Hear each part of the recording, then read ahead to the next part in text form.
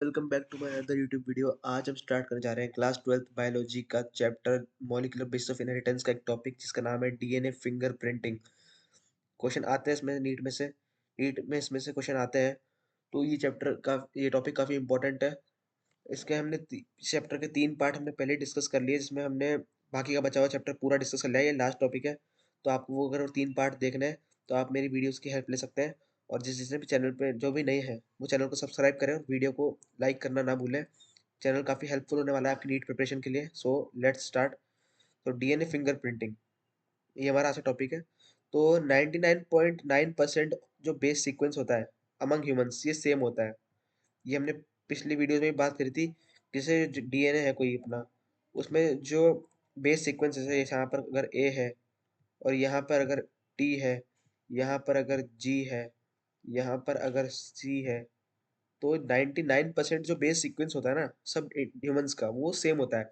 जो डिफरेंस होते हैं वो सिर्फ 0.1% में आते हैं। तो और उन्हीं 0.1% के डिफरेंस की हेल्प से हम डीएनए फिंगरप्रिंटिंग कर पाते हैं। तो DNA fingerprinting is a very quick way to compare the DNA sequence of any two individuals. तो ये बहुत ही फास्ट और इजी वे है to compare the DNA sequence of any two individual. अगर कोई भी दो इंडिविजुअल हमारे पास दो इंसान पकड़ा दिए, एक पर्सन ए मान लो एक पर्सन बी मान लो, तो उनका अगर हमें डीएनए सीक्वेंस का डिफरेंस पता लगाना है तो हमें क्या प्रोसेस करनी पड़ती है? DNA fingerprinting. DNA fingerprinting involves identifying differences in some specific regions in DNA sequence called as repetitive DNA. Because in these sequence a small stretch of DNA is repeated many times. तो हमारा जो DNA होता है उसमें दो part होता है। एक तो होता है हमारा जीनोमिक डीएनए और एक होता है हमारा रिपीटेटिव डीएनए। रिपीटेटिव डीएनए जो होता है ना, वो क्या करता है, उसमें काफी ज्यादा डीएनए सीक्वेंसेस जो होते हैं वो रिपीट करते हैं। मतलब एक डीएनए सीक्वेंस अगर ये है तो वही वैसा का वैसा ही जाने कितनी बार रिपीट करता है। तो उस तरह के हम डीएनए को बोलते हैं, डीएनए सीक्वेंस को हम बोलते हैं रिपीटेटिव डीएनए। तो उसकी हेल्प से उसमें डिफरेंस फाइंड आउट करके हम डीएनए फिंगरप्रिंटिंग परफॉर्म करते हैं। क्योंकि इनमें काफी ज्यादा नंबर ऑफ रिपीट अलग अलग रिपीट प्रेजेंट होता है। किसी में 5 बार रिपीट करा है, किसी में 50 बार रिपीट करा है, इस तरह से। These repetitive DNA are separated from bulk genomic DNA. तो ये by different density gradient centrifugation. तो जो जीनोमिक डीएनए है उससे ये जो हमारा रिपीटेटिव डीएनए है ये सेपरेट हो जाता है bye the process of density gradient centrifugation. Centrifugation में हम एक किसी ट्यूब ले लेते हैं और उसको हम सेंट्रीफ्यूज करते हैं, उसको घुमाते हैं, हम जोर जोर से रोटेशन करते हैं उसका। और फिर उसमें दो पीक बन जाती है। एक तो होती है मेजर पीक, जो ज्यादातर देखी जाती है, मेजर मतलब ज्यादातर मोटा बैंड होता है काफी। और एक होता है माइनर पीक। तो माइनर पीक में हमारा रिपीटेटिव डीएनए मिलता है और मेजर पीक में हमारा जीनोमिक डीएनए मिलता है। तो इस तरह से दो पीक बन जाती है और इस तरह से हम रिपीटेटिव डीएनए को जीनोमिक डीएनए डीएनए से सेपरेट कर सकते हैं by the process of density gradient centrifugation. Now the bulk DNA forms a major peak and the other smaller peaks are referred to as satellite DNA. तो satellite DNA जो है वो repetitive DNA का ही दूसरा नाम है। तो उसमें यही बताया गया कि जो बल्क डीएनए है वो मेजर पीक बनाता है और जो हमारा स्मॉल पीक है वो सैटेलाइट डीएनए यानी कि रिपीटेटिव डीएनए बनाता है। Now depending on the base composition, जैसे कि या फिर एटी रिच है या फिर जीसी रिच है डीएनए अपना, लेंथ ऑफ सेगमेंट क्या है, नंबर ऑफ रिपीटेटिव यूनिट्स कितनी है, तो इससे सैटेलाइट डीएनए है दो, मतलब मैनी कैटेगरीज में डिवाइड किया गया है। एनसीईआरटी में दो लिखी हुई है। तो माइक्रो सैटेलाइट से एक कैटेगरी दो और एक है मिनी सैटेलाइट। तो satellite DNA is classified into many categories such as micro satellites and mini satellites depending on length of segment in number of repetitive units. इन सब पे डिपेंड करता है कि ये कौन से सैटेलाइट है, माइक्रो है या मिनी है, इस तरह से। अब these sequences normally do not code for any proteins but they form a large portion of human genome। तो ये जो रिपीटेटिव सीक्वेंसेस होती है ना सैटेलाइट डीएनए, ये हमारा कोई प्रोटीन के लिए कोड नहीं करता ये डीएनए का पार्ट, लेकिन ये फिर भी बहुत ही large portion of human genome बनाता है, काफी लार्ज पोर्शन बनाता है ये ह्यूमन जीनोम का। Now these sequences show high degree of polymorphism and form the basis of DNA fingerprinting। ये लाइन काफी इंपॉर्टेंट है। जो सैटेलाइट डीएनए है ये these sequences show high degree of polymorphism, ये काफी ज्यादा मतलब वेरिएशंस शो करते हैं और डीएनए फिंगरप्रिंटिंग का बेसिस बनाते हैं। मतलब these sequences show high degree of polymorphism and form the basis of DNA fingerprinting। कौन sequences? Repetitive sequences। Okay, now since DNA form every tissue, तो डीएनए हमारा काफी हर टिश्यू डीएनए ही बनाता है हमारा। From an individual show the same degree of polymorphism. तो जैसा कि ये हेयर फॉलिकल है, स्किन है, ये सब जो है हमारा डीएनए बनाता है। और तो ये हर एक इंडिविजुअल में सेम डिग्री ऑफ पॉलीमॉर्फिज्म होता है, मतलब कि कोई एक इंडिविजुअल है तो उसमें हर डीएनए जो भी पार्ट में डीएनए हमारा डिस्ट्रीब्यूटेड है, तो हर पार्ट का जो डीएनए का डिस्ट्रीब्यूशन होगा उसमें सेम डिग्री ऑफ पॉलीमॉर्फिज्म होगा, मतलब कि सेम होगा डीएनए एक तरह से। सेम, क्योंकि एक इंसान है तो उसमें डीएनए तो सेम ही होगा ना, कोई से भी पार्ट का ले लो भले डीएनए, लेकिन उसका डीएनए क्या होगा, एक इंसान का सेम होगा। नाउ, और जो दो इंसान होंगे उनमें रिपीटेटिव सीक्वेंसेस में डिफरेंसेस होंगे, तो उनका डीएनए सेम नहीं होगा। तो अभी तो हम दो इंसानों का डीएनए फिंगरप्रिंटिंग लेके उनको डिस, डिस, डिफरेंशिएट कर पाते हैं। Now, they became very useful identification tool in forensic applications. Forensic applications मतलब जैसे कि कोई क्राइम हो जाता है, कि किसी ने किसी का, जैसे मान लो किसी ने किसी का मर्डर कर दिया, ये सब, तो इसमें हम जो किसी का ब्लड सैंपल, अगर हमें क्रिमिनल का कोई ब्लड सैंपल मिल गया, तो हम उसे आइडेंटिफाई कर लेते हैं उसका डीएनए निकाल के उसके ब्लड सेल्स से, कि उसको एम्पलीफाई करके उसका मतलब पूरा उसका डीएनए फिंगरप्रिंटिंग करके हम उसका डीएनए निकाल लेते हैं, और फिर उसके बाद पता लग जाता है कि क्रिमिनल है कौन। तो इस तरह की फोरेंसिक एप्लीकेशंस में भी डीएनए फिंगरप्रिंटिंग का बहुत इंपॉर्टेंट रोल है। Now further, as the polymorphism are inheritable from parent to children, ये जो पॉलीमॉर्फिज्म, ये जो वेरिएशंस है डीएनए सीक्वेंसेस में, ये इनहेरिटेबल होते हैं, मतलब कि पेरेंट्स टू चिल्ड्रन ट्रांसफर हो सकते हैं by the sort of sexual reproduction.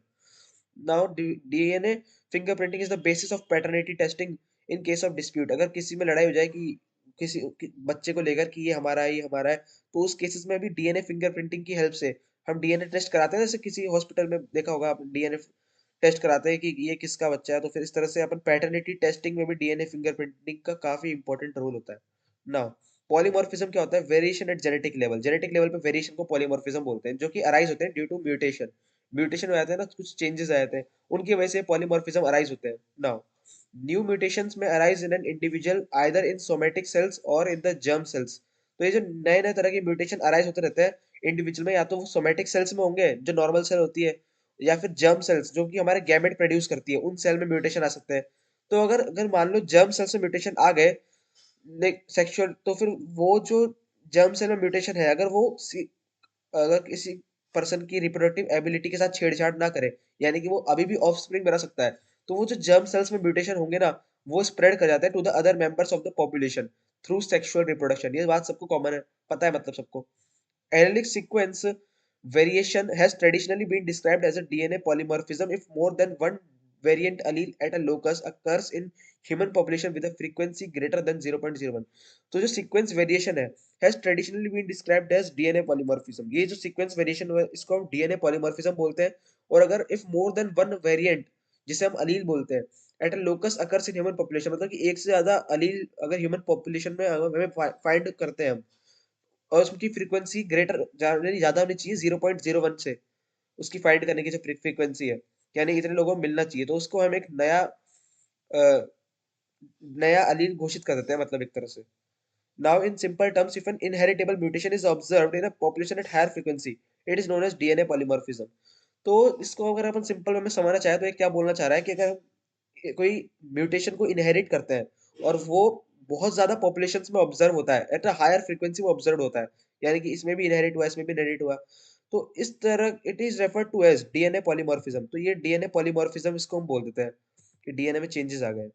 Now, the probability of such variation to be observed in non-coding DNA sequence would be higher as mutations in these sequences. The probability of such variation to be observed in non-coding DNA sequence, तो जो हमारा DNA का sequence होता है, कोई भी हमारा DNA का सीक्वेंस मान लो उसमें एटी जीसी सब हो हमारा, तो इस तरह के डीएनए सीक्वेंस में अगर हमारे कोई इमीडिएट इफेक्ट या कोई इम्पैक्ट आता है, तो वो उसकी हाई प्रोबेबिलिटी है कि वो जो इम्पैक्ट आया होगा ना, वो रिपीटेटिव डीएनए पर ही आया होगा, क्योंकि रिपीटेटिव डीएनए जो है वो मेजर पार्ट बनाता है हमारा डीएनए सीक्वेंस का।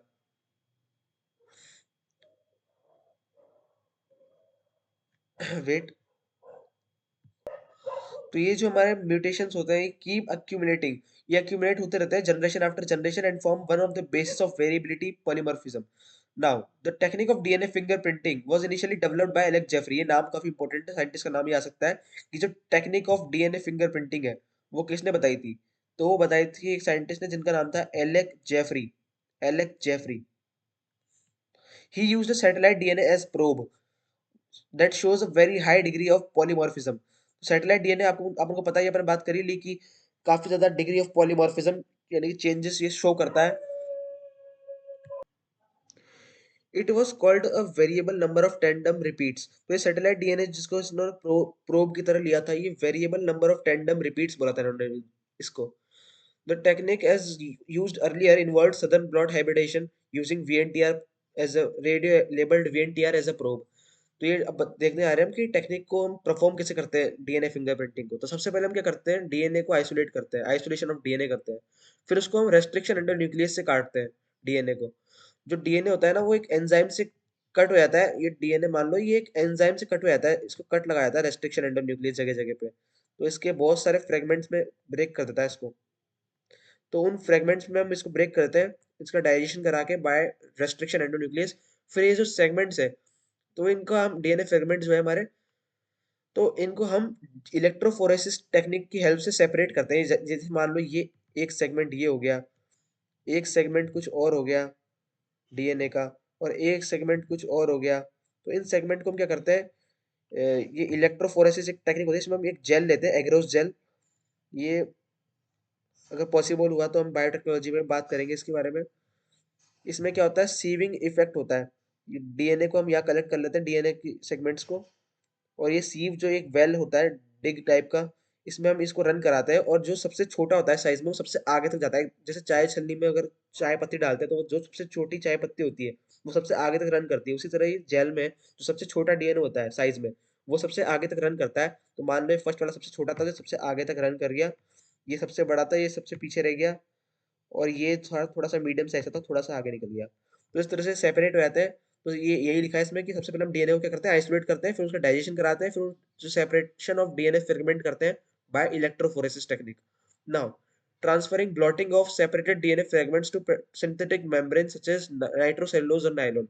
अब ये जो हम डीएनए के सेपरेटेड फ्रेगमेंट है, इनको हम ट्रांसफर करा देते हैं सिंथेटिक मेम्ब्रेन्स पे। जैसे कि वो सिंथेटिक मेम्ब्रेन क्या हो सकती है, नाइट्रोसेलुलोज हो सकती है, और हमारे नायलॉन की मेम्ब्रेन हो सकती है। उनमें हम इन डीएनए सेगमेंट्स को ट्रांसफर कराते हैं, ताकि ये, क्योंकि ये जो जेल जेल होती है ना, ये फ्रेजाइल होती है, टूट सकती है, तो उसमें डीएनए भी ब्रेक हो सकता है। इसलिए हम इसको नायलॉन नाइट्रोसेलुलोज और नायलॉन की मेम्ब्रेन में ट्रांसफर कराते हैं, जिससे कि डीएनए जो है वो सही सलामत रहे। नाउ हम इसका हाइब्रिडाइजेशन कराते हैं यूजिंग लेबल्ड वीएनटीआर प्रोब। तो एक इसके कॉम्प्लीमेंट्री जो हमने हमारे डीएनए सीक्वेंस है, उनकी कॉम्प्लीमेंट्री एक प्रोब होता है, वीएनटीआर प्रोब। हम उससे हाइब्रिडाइजेशन कराते हैं, मतलब कि एक तरह से डिटेक्शन में काम आता है। फिर जो हम क्या करते हैं, फिर डिटेक्शन करते हैं hybridised DNA fragments by auto radiography, schematic representation of DNA fingerprinting. तो इसमें क्या होता है, हम जैसे हमने हाइब्रिडाइजेशन कराया यूजिंग वीएनटीआर प्रोब, तो उसके बाद हम इसको डिटेक्शन कराते हैं। कैसे, हम इसको एक एक्सरे फिल्म में रख देते हैं डीएनए को, और उससे डीएनए फिंगरप्रिंटिंग जो है वो वहाँ पे हमारे उसका रिप्रेजेंटेशन पूरा दिखता है। वहाँ पे डीएनए फिंगरप्रिंटिंग परफॉर्म हुई, तो उसका पूरा सीक्वेंस हमें देखने को मिलता है डीएनए डीएनए फ्रेगमेंट का। तो डीएनए फिंगरप्रिंटिंग हमारी इस तरह से होती है, जैसे कि यहाँ पर हमारे दे रखा है डीएनए फिंगरप्रिंटिंग का डायग्राम है, ये एक बार देख लेना। नाउ अब आगे बढ़ते हैं। The VNTR The VNTR belongs to a class of satellite DNA referred to as mini satellite। जो VNTR प्रोब हमने लिया था ना हाइब्रिडाइजेशन टेक्निक के लिए, वो क्या होता है, एक क्लास ऑफ सैटेलाइट डीएनए से बिलोंग करता है, जिसे हम बोलते हैं mini satellite. Mini satellite DNA से बिलोंग करता है। A small DNA sequence is arranged randomly in many copy numbers। इसमें many copy number होते हैं, इसमें small DNA sequence अरेंज होते हैं कॉपी नंबर के हिसाब से। Now the copy number varies from chromosome to chromosome in an individual. Copy number जो है क्रोमोसोम टू क्रोमोसोम वेरी कर सकते हैं, किसी में कितने कॉपी नंबर है, किसी में कितने कॉपी नंबर है, इस तरह से। The numbers of repeat show very high degree of polymorphism. As a result the size of VNTR varies in size from 0.1 to 20 KB। तो ये जो नंबर ऑफ रिपीट है, ये very high degree of polymorphism, यानी काफी ज्यादा differences show कर सकते हैं। मतलब किसी में तो नंबर ऑफ रिपीट ज्यादा है, किसी में नंबर ऑफ रिपीट्स जो है वो कम है। तो as a result the VNTR जो की साइज होती है, वो वेरी करती है फ्रॉम 0.1 टू 20 KB। ये क्वेश्चन भी आ सकता है कि जो उसकी साइज होती है ना वीएनटीआर की, वो कितनी होती है, 0.1 टू 20 KB, यानी किलोबाइट में होती है। 0.1 to 20 KB, 0.1 to 20 KB। Now after hybridisation with VNTR probe the auto radiogram gives many bands. जैसे हम हाइब्रिडाइजेशन कराते हैं इसका वीएनटीआर प्रोब के साथ, तो जो ऑटो रेडियोग्राम है, जो एक्सरे फिल्म में हम डीएनए को दर्शाते हैं, उसमें वो गिव्स मेनी बैंड्स, वो काफी ज्यादा बैंड्स देता है of different sizes. These bands give a characteristic pattern for individual DNA। ये जो बैंड एक कैरेक्टरिस्टिक पैटर्न प्रोवाइड करते हैं for an individual DNA, individual DNA के लिए। It differs from individual to individual in a population except in the case of monozygotic twins. तो ये जो हमारा डीएनए फिंगरप्रिंट निकल के आता है, ये individual to individual in a population vary करता है, लेकिन एक्सेप्ट इन मोनोजाइगोटिक ट्विन्स, जो एक ही जाइगोट से जो ट्विन्स बनते हैं ना, ये केस अलग है। इसमें क्या होता है, डीएनए फिंगरप्रिंट सेम निकल के आ सकता है। Now, the sensitivity of the technique has been increased by use of polymerase chain reaction. ये जो sensitivity है of this technique, इसको increase करता है, क्योंकि हम जो डीएनए फिंगरप्रिंट निकालते हैं वो तो काफी सेलुलर लेवल पे होता है, काफी कम होता है।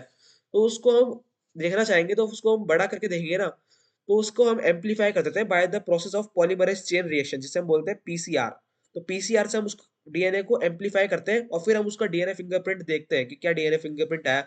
तो consequently DNA from a single cell is enough to perform DNA fingerprinting analysis। तो इससे हमें ये पता लगता है कि हम एक सिंगल सेल से भी डीएनए निकाले तो वो भी इनफ होगा to perform DNA fingerprinting analysis, क्योंकि हम सिंगल सेल में डीएनए निकाल के उसको आइसोलेट करा के उसका डाइजेशन करा के फिर उसका सेपरेशन करा के बाय इलेक्ट्रोफोरेसिस, फिर उसको हम ब्लॉटिंग करा के, फिर उसका हाइब्रिडाइजेशन करा के, फिर उसका डिटेक्शन करा के हम काफी वैसे छोटा बनता है, लेकिन फिर उसको पीसीआर से हम एम्पलीफाई कर लेते हैं, तो ज्यादा कोई प्रॉब्लम आती नहीं है। तो हम उसको तो एक इनफ सिंगल सेल से भी हम डीएनए को आइसोलेट करके उसका डीएनए फिंगरप्रिंट बना सकते हैं। Now it has much wider application such as in determining population and genetic diversities. तो ये डीएनए फिंगरप्रिंटिंग है, इसकी वाइडर वो होती है, यूज होते हैं, जैसे कि इन determining population and genetic diversity, कि जैसे कि पॉपुलेशन और जेनेटिक डाइवर्सिटी को डिटरमाइन करने के लिए। और currently many different probes are used to generate different DNA fragment fingerprinting. तो काफी अलग अलग तरह के डिफरेंट प्रोब लिए जा रहे हैं हाइब्रिडाइजेशन टेक्निक में डीएनए फिंगरप्रिंट को निकालने के लिए। तो ये था आज का हमारा टॉपिक। वीडियो पसंद आई हो तो चैनल को सब्सक्राइब और वीडियो को लाइक करना ना भूलें। काफी इंपॉर्टेंट लेक्चर था ये। So bye bye and thank you so much all of you guys.